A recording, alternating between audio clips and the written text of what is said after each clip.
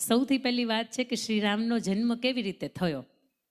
બહુ મજાની વાત છે કે દશરથ રાજાને અને રાણી કૌશલ્યા માતાને, એ આમ તો કે મહારાણી કહેવાય, પટરાણી કહેવાય, કારણ કે મોટા રાણી હતા.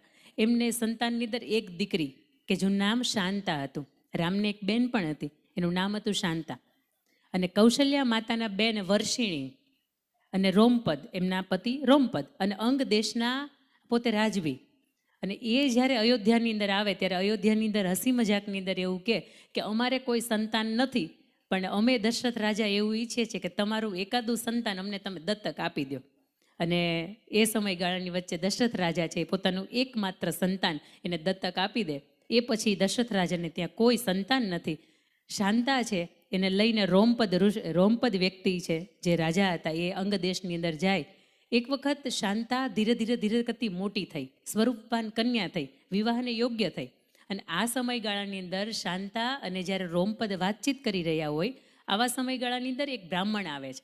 અને બ્રાહ્મણ વર્ષા ઋતુનો એ સમય હોય અને એ સમયની અંદર કોઈ મદદ માટે આવે છે, પણ એ બ્રાહ્મણની તરફ રોમપદનું ધ્યાન જતું નથી. અને બ્રાહ્મણ નારાજ થઈને ત્યાંથી એ દેશ છોડીને જતા રહે છે. અંગ દેશ નામનું જે રાજ્ય હતું એ છોડીને ત્યાંથી જતા રહે છે.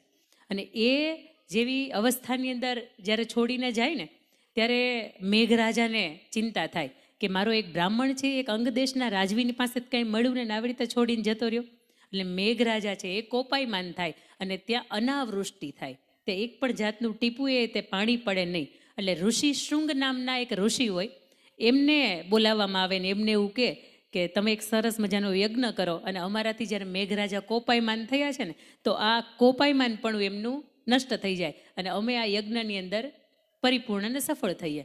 એટલે ઋષિ શૃંગ છે એમને બોલાવવામાં આવે, યજ્ઞ થાય, યજ્ઞ સફળ થાય અને ખૂબ સુંદર મજાનો વરસાદ ત્યાં પડે.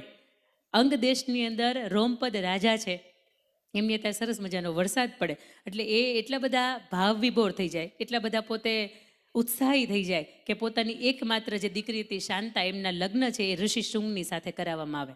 ઋષિ શૃંગને બીજો સંદેશો આપવામાં આવે કે દશરથ રાજા છે, અયોધ્યા નરેશ છે, એમને ત્યાં સંતાનમાં પણ દીકરીના લગ્ન થઈ ગયા, ત્યાં સુધી કોઈ સંતાન નથી, તો એમને સંતાન પ્રાપ્તિ માટેનો યજ્ઞ કરવો છે ને આપ ત્યાં જાઓ.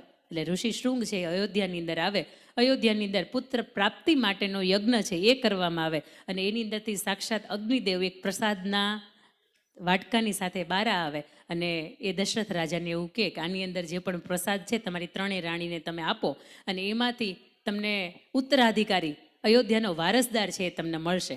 અને એમાંથી એ ત્રણ રાણીઓ છે એમને દશરથ રાજા છે એ આપે છે. એટલે કૌશલ્યાના કુખેથી પ્રભુ શ્રી રામનો જન્મ થાય છે, માતા કૈકેયીના કુખેથી ભરતનો જન્મ થાય છે અને માતા સુમિત્રાના કુખેથી બે જુડવા બાળકો એટલે રામની સાથે લક્ષ્મણ અને શત્રુઘ્ન છે એમનો જન્મ થાય છે. આમ કહેવાય કે રામ હતા ને એ વિષ્ણુનો અવતાર હતા, પરંતુ એની સાથે સાથે એમના સુદર્શન ચક્ર એટલે ભરત હતા, એમનો શંખ એટલે શત્રુઘ્ન હતા અને શેષનાગનો ખુદ અવતાર એટલે લક્ષ્મણ હતા. આવી રીતનો રામના જન્મની કંઈક કથા છે ને આપણા પુરાણોની અંદર આવી રીતની લખી છે. બીજી વાત મારે તમને કરવી છે. હમણાં મેં તમને વાત કરી એમ કે હનુમાનજી ચરિત પણ એક એમના દ્વારા લખેલી પણ એક રામાયણ છે કે જે મહર્ષિ વાલ્મીકીની રામાયણ છે એ લોક સુધી પહોંચી શકે એટલા માટે પોતાની રામાયણ છે ને એને નષ્ટ કરી નાખે છે. એટલે હનુમાનજીની પાસેથી આપણને શીખવા મળે કે જ્યારે આપણે એમ થાય કે આપણે જ આ બધું કર્યું છે પણ આપણી પાછળ પણ આપણાથી નાનો કોઈ વ્યક્તિ હોય એ પાછળ ન રહી જાય. એટલે ભક્તિ કોને કહેવાય, સમર્પણ કોને કહેવાય, સેવા કોને કહેવાય, ત્યાગ કોને કહેવાય, આ જો જીવનમાંથી કોઈને પાસેથી શીખવું હોય તો એ હનુમાનજીની પાસેથી તમે સરસ રીતે શીખી શકો. એના પછી ત્રીજી વાત છે કે લક્ષ્મણની 14 વર્ષની ઊંઘ. આ તમને આટલી ખબર છે કે લક્ષ્મણની ઊંઘ છે એ દેવી ઉર્મિલાએ લીધી હતી. લક્ષ્મણને જ્યારે પ્રભુ શ્રી રામની સાથે વનવાસની અંદર જવું હતું ને એટલે પ્રભુ શ્રી રામે એવી મજાની વાત કરી કે તમે એવું કરો, તમે આવો મારી સાથે, મારી ના નથી, પણ 2 સ્ત્રીની તમારે રજા લેવાની છે. પહેલી કે તમારી માતાની તમારે રજા લેવાની છે અને બીજી કે તમારા પત્નીની તમારે રજા લેવાની છે. એટલે માતાની પાસે રજા લેવા માટે જાય છે ત્યારે માતા એવું કહે છે કે જ્યાં રામ હોય ને ત્યાં જ લક્ષ્મણ હોય, એટલે તાર મને પૂછવા ન હોવાય. એટલે માતાની રજા મળી જાય. બીજી રજા તો કે ઉર્મિલાની લેવાની છે અને ઉર્મિલાની રજા લેવા માટે ત્યારે જાય એટલે ઉર્મિલા એવું કે સારું થયું તમે તૈયાર થયા, જો તમે તૈયાર ન થયા હોત ને તો હું જવાની વાત કરતી હતી. અને એ સમયગાળાની વચ્ચે ઉર્મિલા એવું કહે છે તમે જાઓ તો ખરા, પણ તમે રાત અને દિવસ સેવા કરી શકો ને આવા પ્રણની સાથે જાઓ. એટલે ત્યારે લક્ષ્મણ એવું કહે છે મારે રાત દિવસ સેવા કરવા માટે જ જવું છે. તો કે તમે રાત્રે સૂઈ જશો તો શું થશે? કોઈ વ્યક્તિ આવશે કે જેને હેરાનગતિ તરફ થશે, કોઈ રાક્ષસોનો પ્રહાર થશે, તો તમે રાત્રે એની રક્ષા નહીં કરી શકો, કારણ કે તમે સૂતા હશો. તમે એવું કરો કે તમે નિંદ્રા દેવીનું સ્થાપન કરો અને નિંદ્રા દેવીને તમારી ઉપર પ્રસન્ન કરો અને નિંદ્રા દેવીની રજા લઈને પછી તમે જાઓ. એટલે 14 વર્ષ જ્યાં સુધી તમે એની સાથે છો ને ત્યાં સુધી 1 સેકન્ડ માટે પણ તમે આંખનું પલકોય ન મારો. આ સમયગાળાની વચ્ચે જ્યારે ઉર્મિલાની રજા લેવા જાય ત્યારે લક્ષ્મણ છે એની અનુષ્ઠાન કરે, નિંદ્રા દેવીને પ્રસન્ન કરે, અને નિંદ્રા દેવી પ્રસન્ન થાય તો એવું કે રાત અને દિવસ ઊંઘનું સંતુલન લેવા માટે મારે તમારા બદલાની આ ઊંઘ જે છે ને એ કોઈને આપવી પડશે. તમે એક વખત ઉર્મિલાને તમારા પત્નીને પૂછી લ્યો કે આ ઊંઘ લેવા માટે તૈયાર છે, અને ઉર્મિલા તરત એવું થાય કે મારા ભાઈની ભાભીની સેવા હું જો સૂતા સૂતા પણ કરી શકતી હોય ને તો મારે આ મોકો ગુમાવવો ન જોવાય. એટલે ઉર્મિલા છે એની ઊંઘ લે છે. 14 વર્ષનો ખૂબ સરસ મજાનો વનવાસ છે એ ભોગવે. એની સાથે લક્ષ્મણજી ખૂબ મજાની સેવા કરે.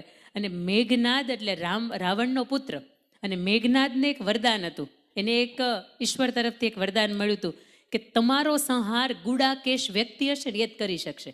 ગુડાકેશ એટલે કે જે વ્યક્તિએ પોતાની ઊંઘ જે છે એની ઉપર કાબુ મેળવો હોય આવી જ વ્યક્તિ તમારો સંહાર કરી શકે. બાકી દુનિયાની કોઈ પણ વ્યક્તિ છે ને એ તમારો સંહાર કરી ન શકે.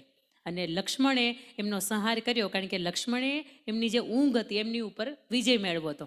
અને એ 14 વર્ષનો વનવાસ પૂરો કરીને પ્રભુ શ્રી રામ, માતા જાનકી અને લક્ષ્મણ અયોધ્યા પરત ફરે. અયોધ્યાની અંદર રામના રાજ્યાભિષેકની તૈયારીઓ થાય. અને આ સમયગાળાની વચ્ચે જ્યારે થોડી વારની અંદર નિંદ્રા દેવી જે છે એ લક્ષ્મણની આંખોની અંદર આવે અને જાય, એ સમયવાળાની અંદર લક્ષ્મણ મરક હસતા હોય.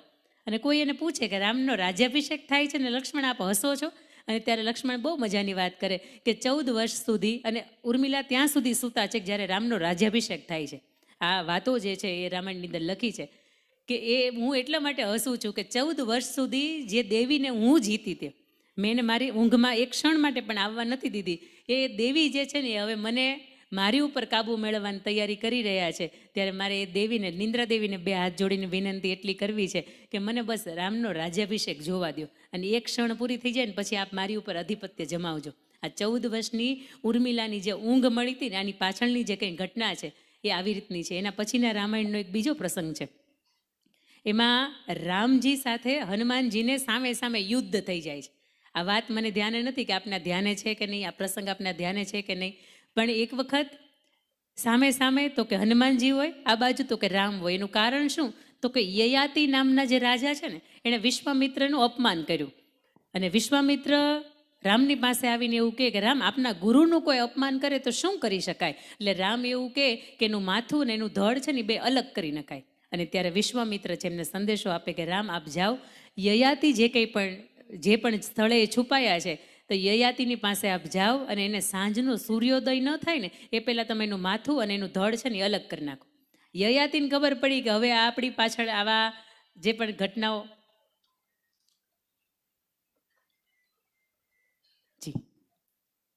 આ એક ઘટના પૂરી કરી દો. યયાતિ છે એમને ધ્યાને આવ્યું કે આપણી પાછળ વિશ્વામિત્ર ઋષિ છે ને એણે રામને મોકલ્યા છે, એટલે શું કરી શકાય? તો કે એક જ ઉપાય છે કે એવી જગ્યાએ સંતાઈ જવાય કે જ્યાં સૂર્યનો પ્રકાશ ન આવતો હોય. એટલે ગુફાની અંદર અંજની માતાની પાસે જાય ને અંજની માતાને એવું કે અંજની માતા આપ મને રક્ષણ આપો, મારી પાછળ કોઈ હાથ ધોઈને પડ્યું છે અને સાંજનો સૂરજ ઉગશે આથમશે નહીં ને એ પહેલાં તો મને મારું પ્રાણ પંખેરું છે એ ઉડી જશે, મારું માથું ને ધડ છે અલગ થઈ જશે. એટલે અંજની માતા છે એવું કે તમે અહીંયા બેસો, મારો હમણાં પુત્ર આવે ને એટલે હું એને કહું જે મારો પુત્ર આખા સૂર્યને ગળી જાય એને સૂર્યાસ્ત થોડો થવા દે. એટલે સાંજે હનુમાનજી છે, હજી તો બપોરનો સમય હોય અને હનુમાનજી ઘરે આવે એટલે હનુમાનજીને માતા અંજની માતા છે એવું કે હનુમાન આપને આ રાજાની રક્ષા કરવાની છે, એની પાછળ કોઈ એવું વ્યક્તિ પડ્યું છે કે એનું મૃત્યુનું કારણ બનવાનું છે, તો તમે જે સૂર્યને ગળી જાઓ છો અને એ સૂર્યનો અંત આજે થાય, અસ્ત થાય એ પહેલાં તમારે આ વ્યક્તિનો જીવ છે ને એ બચાવવાનો છે. હનુમાનજી છે કહે છે કંઈ વાંધો નહીં, તારે હું એનો જીવ બચાવીશ. યયાતિને પૂછે તમારી પાછળ કોણ પડ્યું છે? એટલે કે રામ. અરે કે ભાઈ પહેલાં કેવું જોઈએ ને, કાં તો નકુચામાં આંગળી આવી ગઈ કે મારા જે દેવ છે, મારા જે ઈષ્ટદેવ છે, હું જેની પ્રત્યે સમર્પિત છું એ તમારી સામે પડ્યા તો હવે હું યુદ્ધ કેમ કરીશ? પણ માતાનો સંદેશો છે કે માતાનું મારે આહવાન છે, એટલે માતાનું મારે માન રાખવું પડશે. યયાતિને એવું કહે છે કે આવો તમે છુપાઈ જાઓ, અને એની ફરતે પોતાની પૂંછ છે ને એને વીંટાવી દે અને બે હાથ જોડીને ઊભા રહી જાય. ઘણી વખત એવું થાય કે રામ મોટા કે રામનું નામ મોટું, પણ આ પ્રસંગ તમને મને એવું શીખવે કે કદાચ 24 કલાકની અંદર તમે રામ દરબારની અંદર ન જઈ શકો તો ચાલે, પણ રામ નામનું રટન તમે ઘર બેઠા કરો ને તોય તમારા જીવનનું કલ્યાણ થઈ જાય. યયાતિને પોતાના પૂંછની અંદર છુપાવી દે અને બે હાથ જોડીને આ બાજુથી પ્રભુ શ્રી રામ છે એક પછી બાણ જે હોય એના પ્રહારો કરવાનું ચાલુ કરે, અને હનુમાનજી પોતાની ગદા એક બાજુ મૂકીને બે હાથ જોડીને શ્રી રામ જય જય રામ, મારી સાથે આપ પણ કહેશો શ્રી રામ જય રામ, શ્રી રામ જય રામ, બોલો શ્રી રામ જય રામ, શ્રી રામ જય રામ. અને હનુમાનજી સરસ મજાના ભક્તિભાવની સાથે એક જ ધૂન શ્રી રામ જય રામ, એનાથી મોટું હરિનું નામ. આ વાતની સાથે અને છેલ્લે વિશ્વામિત્ર ઋષિ છે એ જુએ છે કે હનુમાનજીનું શું ભક્તિ છે, શું સમર્પણ છે, શું ત્યાગ છે, અને પોતે રામને આ આદેશમાંથી મુક્ત કરે છે કે રામ આપ આદેશમાંથી મુક્ત થાવ છો. અને આવી રીતે યયાતિ જે રાજા છે એમનો જે જીવ છે એ બચાવી લે છે. પણ આ વાતની વચ્ચે મારે થોડીક ક્ષણો માટે અહીંયા પીઆઈ સાહેબ પણ અહીંયા ઉપસ્થિત છે, આવો એમના સન્માન તરફ મારે પરિવારને વિનંતી કરવી છે કે થોડીક વાર માટે મારી વાણીને હું વિરામ આપું છું. આપ ચાલુ કરશો.